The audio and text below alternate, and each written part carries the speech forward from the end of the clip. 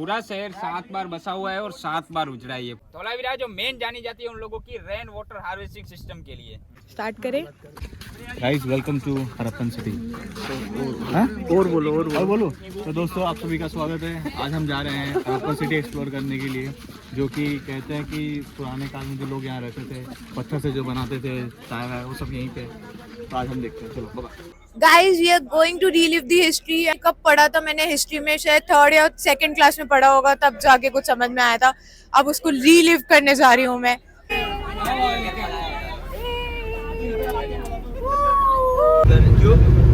अब अंदर जाके देखते हैं कि एक्चुअल में क्या है यहाँ पे।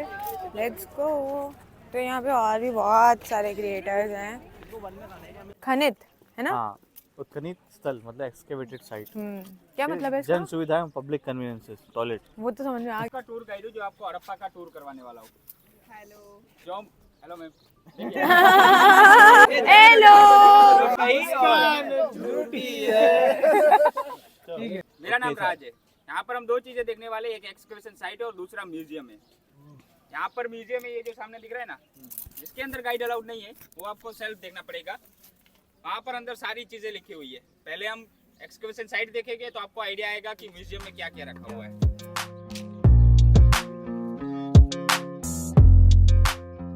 पहले मैं आपको इस साइट की हिस्ट्री के बारे में बताऊंगा, फिर हम जाकर साइट विजिट करेंगे तो आपको आइडिया आएगा कि हम क्या क्या देखने वाले हैं। हड़प्पन सिविलाइजेशन यानी कि इंडस वैली सिविलाइजेशन के नाम से जाना जाता है, जो कि आज से 5000 साल पुरानी है। हड़प्पा की अगर बात करें तो भारत, पाकिस्तान, बलूचिस्तान और अफगानिस्तान सभी को मिलाकर हड़प्पा की 2000 प्लस साइट है। जिसके अंदर से अगर मेजर साइट की बात करें तो अभी 2 पाकिस्तान में चली गई है, मोहनजोदड़ो एंड हड़प्पा। फिर इंडिया के अंदर बात करें तो हरियाणा के अंदर राखीगढ़ी है, पंजाब के अंदर गनेरीवाला है, राजस्थान के अंदर कालीबंगन है और गुजरात के अंदर अहमदाबाद के पास में लोथल है। और ये अपनी एक धोलावीरा। 1960 के अराउंड की बात है। गांव के अंदर एक डैम का काम चल रहा था, जिसके अंदर गांव के लोकल लोग काम कर रहे थे। 1960 यानी कि गांव के लोकल लोग उस टाइम पर इतने एजुकेट नहीं हुआ करते थे, इतने पढ़े लिखे नहीं थे। लेकिन एक पर्सन थे गांव के लोकल ही, जिनका नाम था शंभुदान गढ़वी। वो उस टाइम पर भी इतने पढ़े लिखे थे। तो गांव के लोकल लोग जो डैम एक्सकेवेट कर रहे थे, उसके अंदर से गांव के लोकल लोगों को आज से 5000 साल पहले जो लोग अपने बर्तन वगैरह बनाते थे मिट्टी के, उसके टूटे हुए अवशेष देखने को मिलते थे गांव के लोकल लोगों को। तो गांव के लोकल लोगों ने क्या करा, शंभुदान गढ़वी को ये चीज़ें बताई, शंभुदान गढ़वी को बताई, और शंभुदान गढ़वी ने इन चीज़ों में इंटरेस्ट दिखाया और सारी चीज़ें इकट्ठा करनी स्टार्ट करी। और जहाँ पर डैम बन रहा था उस जगह पर रिसर्च करनी स्टार्ट करी। तो रिसर्च करते करते शंभुदान गढ़वी को यहाँ से एक सील देखने को मिला। सील यानी कि उस टाइम का उन लोगों का स्टैम्प। उस टाइम पर वो लोग क्या किया करते थे कि कोई भी एनिमल्स की पिक्चर्स का इस्तेमाल किया करते थे स्टैम्प बनाने के लिए। अब शंभुदान गढ़वी को जो स्टैम्प देखने को मिला ना, वो यूनिकॉर्न एनिमल का स्टैम्प था। यूनिकॉर्न एनिमल जो आजकल हम इमेजिन करते हैं कि ऐसा कोई एनिमल हो सकता है, वो स्टैम्प देखने को मिला। तो शंभुदान गढ़वी को लगा कि उनको कुछ खास चीज़ देखने को मिली है, कुछ अलग चीज़ देखने को मिली है।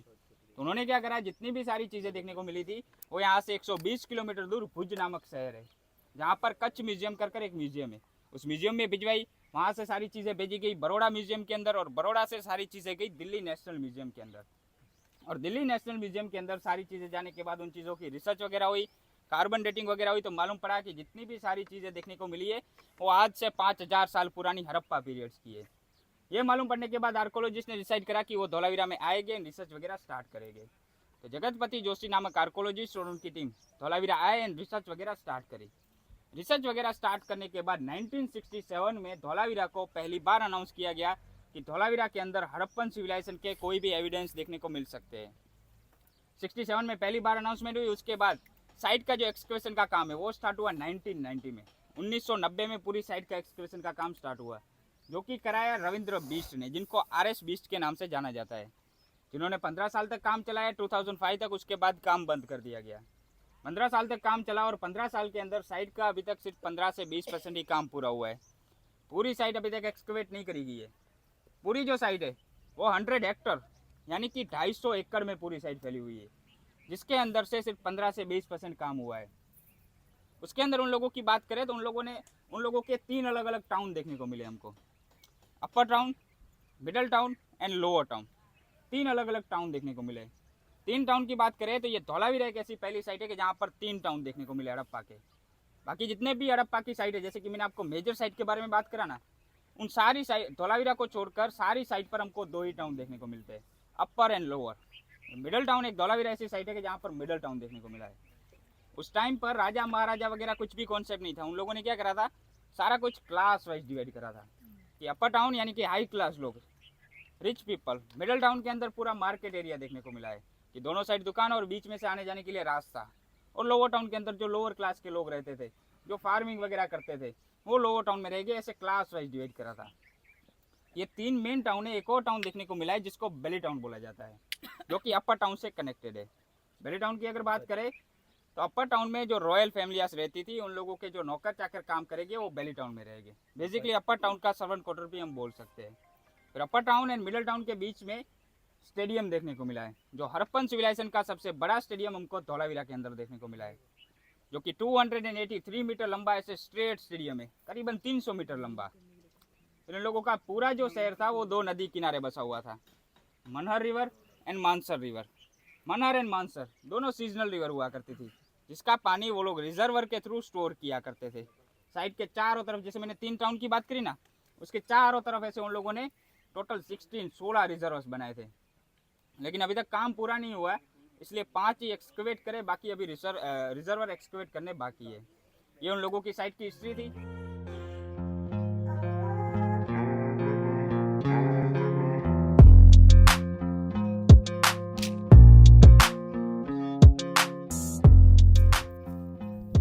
यहाँ पे ना अगर मैं लेमैन लैंग्वेज में बात करूँ तो अपन देखना है कि पहले हिस्ट्री में लोग कैसे रहते थे। मतलब लाइक जैसे अभी हम लोग रह रहे हैं तो उनकी सिविलाइजेशन कुछ डिफरेंट हुआ करती थी।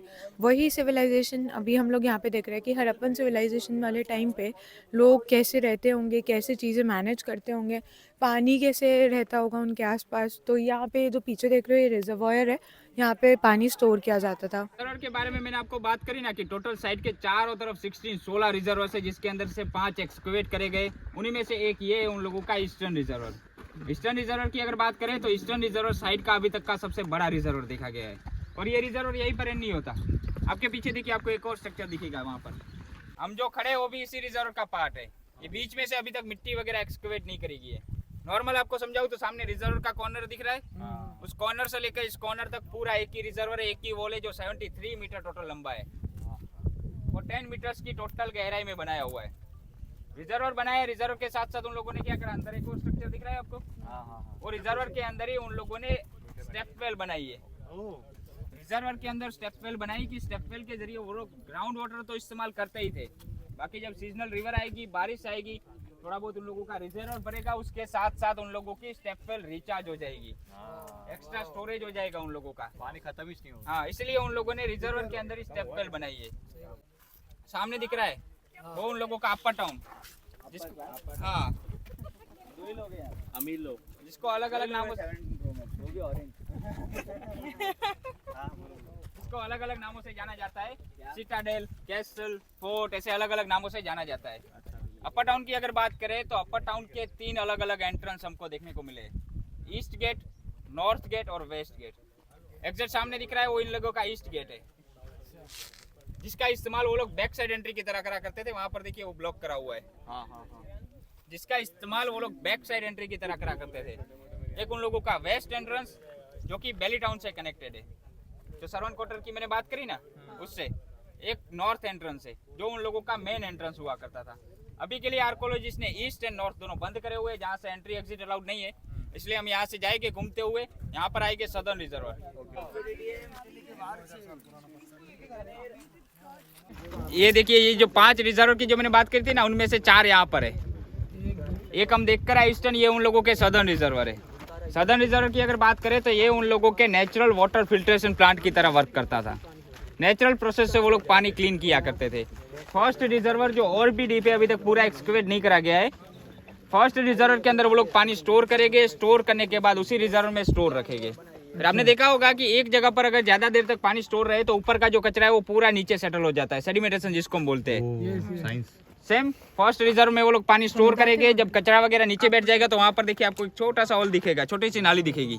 पानी यहाँ पर स्टोर करेंगे, जब कचरा वगैरह नीचे बैठ जाएगा तो यहाँ पर नाली बनाई उन लोगों ने, वो भी टॉप पर बनाई कि ऊपर का क्लीन पानी सिर्फ जाएगा सेकंड रिजर्व में। सेकंड रिजर्व में सेम प्रोसेस, बड़ी टनल जैसी नाली दिखेगी सामने, देखिए। ओपन करेंगे तो पानी जाएगा थर्ड रिजर्वर के अंदर, और थर्ड रिजर्वर के अंदर सबसे क्लीन पानी रहेगा कि जो वो लोग पीने वगैरह के लिए यूज करा करते थे। ऐसे वो लोग पानी फिल्टर करा करते थे। एक डाउट है मेरे को। अपर टाउन के अंदर बात करें तो यहाँ पर सामने जो छोटी छोटी वॉल्स वगैरह दिख रही है वो उन लोगों के घरों के स्ट्रक्चर है। इसके अंदर हम जाएंगे तो हमको दो अलग अलग स्ट्रक्चर देखने को मिलेगी, एक स्क्वायर एंड दूसरा राउंड। उसकी अगर बात करें, स्क्वायर एंड राउंड दोनों उन लोगों के घरों के स्ट्रक्चर है। उसकी अगर बात करें तो यहाँ पर इन लोगों का ये जो पूरा शहर बसा हुआ है, पूरा शहर 7 बार बसा हुआ है और 7 बार उजड़ा है। मतलब कि 7 अलग अलग सिविलाइजेशन इस पूरे शहर में आकर रहकर जा चुकी है। जैसे कि उन लोगों के स्ट्रक्चर के बारे में आपको बताऊँ तो फर्स्ट से लेकर 6th सिविलाइजेशन जो है, उन लोगों ने क्या करा, रहने के लिए जो घरों के स्ट्रक्चर बनाए वैसे स्क्वायर शेप घरों के स्ट्रक्चर बनाए। लास्ट सिविलाइजेशन जो है जिसको लेट हड़प्पन बोला जाता है, उन लोगों ने क्या करा, घरों के स्ट्रक्चर में चेंजेस लाए और राउंड शेप सर्कुलर हट बनाए। किस लिए कि राउंड शेप सर्कुलर हट अर्थक्वेक के अंदर सबसे सेफ माना जाता है। और कच्छ डिस्ट्रिक्ट जो है वो कच्छ डिस्ट्रिक्ट अर्थक्वेक जोन 5 में आता है।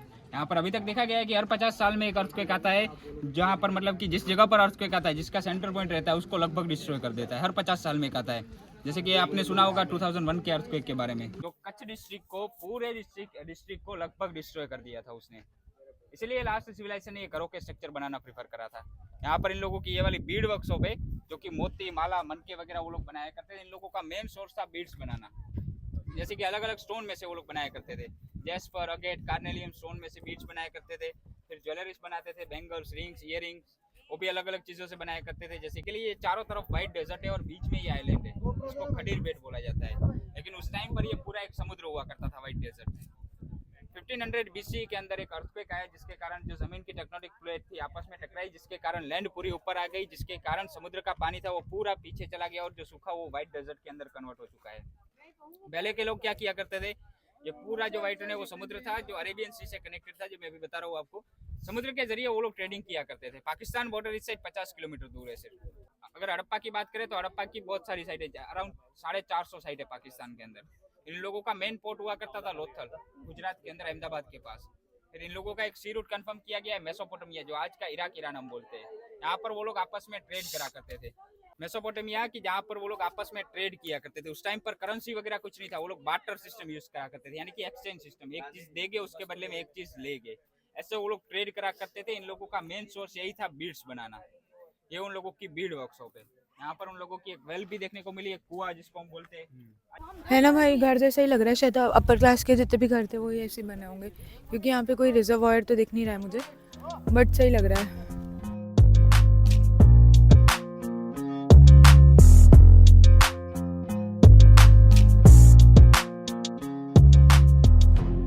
गाइस लेट्स सी अभी हम लोग कहाँ जा रहे हैं। यहाँ से तो हमने एग्जिट कर लिया। ऑलमोस्ट 1.2 आवर्स, मतलब 1 घंटे से 2 घंटे हमें इसको एक्सप्लोर करने में लगे। और अभी हमारी ये बस खड़ी हुई है यहाँ पे सामने, तो अब देखते हैं कहाँ पे जाने वाले हैं नेक्स्ट, या फिर सीधा अपने स्टे पे जाएंगे। और गर्मी बहुत ज़्यादा है, टेम्परेचर अप्रॉक्स मेरे को लग रहा है 25 डिग्री होगा।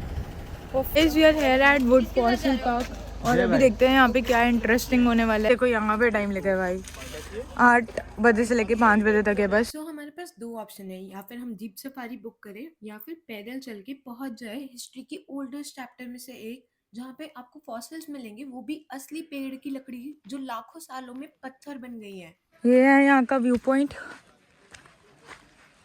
ये देखो guys. Wow guys, we are in the Wood Fossil Park and the view is so, oh it's quite amazing.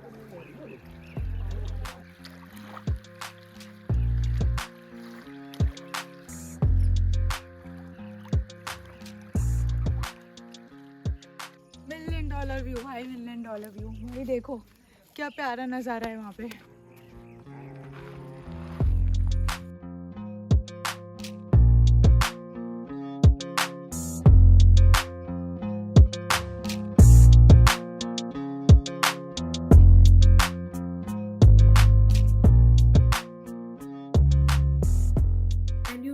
ये जगह इंडिया में काफ़ी रेयर है। वुड फॉसिल सिर्फ कुछ ही जगहों पर मिलते हैं, जैसे जैसलमेर और कच्छ में। And the best part is Dholavira site के पास ही है, जो इंडस वैली सिविलाइजेशन का यूनेस्को वर्ल्ड हेरिटेज साइट है।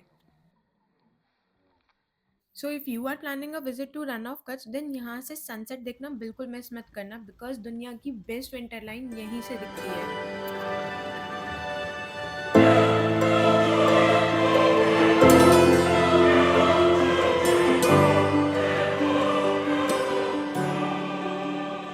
this is our last day in this resort, not actually Bhuj. This is amazing. This was my best experience.